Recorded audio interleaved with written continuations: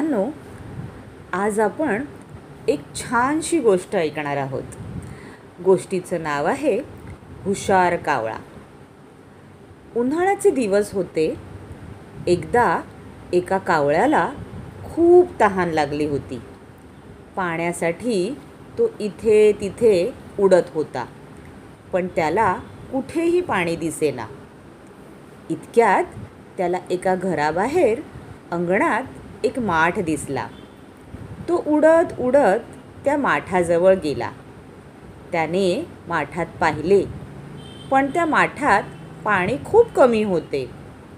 त्याने प्रयत्न केला, पण त्याची चोच तिथपर्यंत काही पोहोचत नव्हती. कावळ्याला वाटलं, पाणी तर मिळालं, पण ते प्यायचं कसं? तो विचार करू लागला. कावळा इथे तिथे पाहू लागला. त्याला तिथे काही दगड पडलेले दिसले बरं का. त्याला एक युक्ती सुचली. एक एक दगड चोचीत घेऊन तो पाण्यात टाकू लागला. हळूहळू पाणी वर आले. त्याला खूप आनंद झाला. तो आनंदाने पाणी प्याला आणि उडून गेला. तर ह्या गोष्टीचं तात्पर्य सांगा पाहू. अडचणीच्या वेळी आपण योग्य विचार केला पाहिजे बरं का.